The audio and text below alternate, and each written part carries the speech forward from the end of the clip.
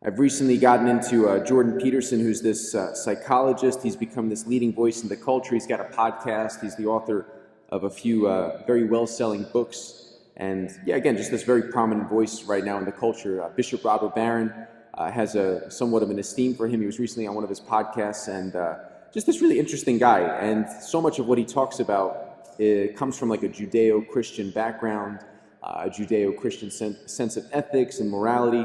But yet, as far as I'm aware, Dr. Peterson himself is not very explicitly religious, and he hosts like a very wide variety of guys and girls and women on his podcast, talking to them about every different issue under the sun.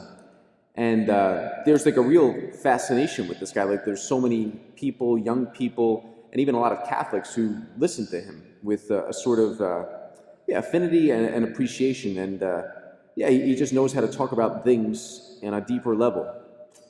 And I think about so many of the people he talks to, so many of the things he talks about, and how there's so many religious themes to it, Judeo-Christian themes to it.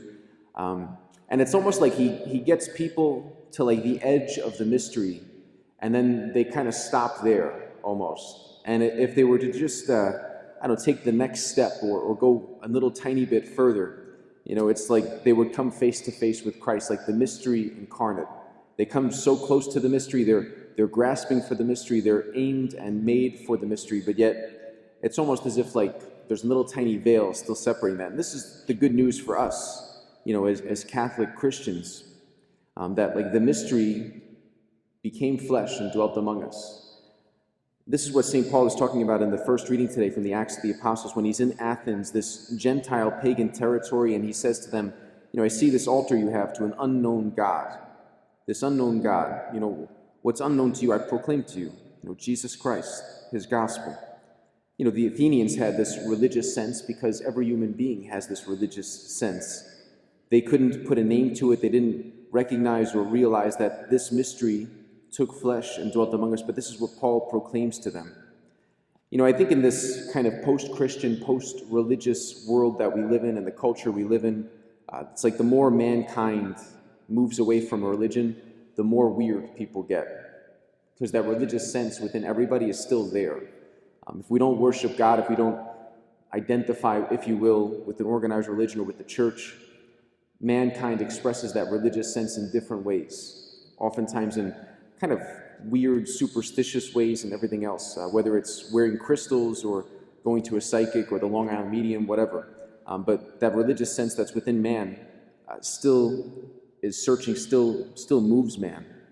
But again, this is this good news, that the mystery became flesh and dwelt among us, that the mystery reveals himself to us. The mystery who is the fundamental and primordial desires of the human hearts, like the response to those desires. This is Jesus. This is Jesus. So no matter where we find ourselves in life, no matter who we find ourselves in front of, everybody we find ourselves in front of, what they ultimately are searching for, what they are made for, this mystery from which they are made and for which they're directed towards, we have the answer to that. And no matter how they're looking for it, to ask the Lord for that grace, no matter where we find ourselves or whatever situation we find ourselves in, to propose Christ as the answer to that desire that moves this person, that desire to come into relationship with the mystery.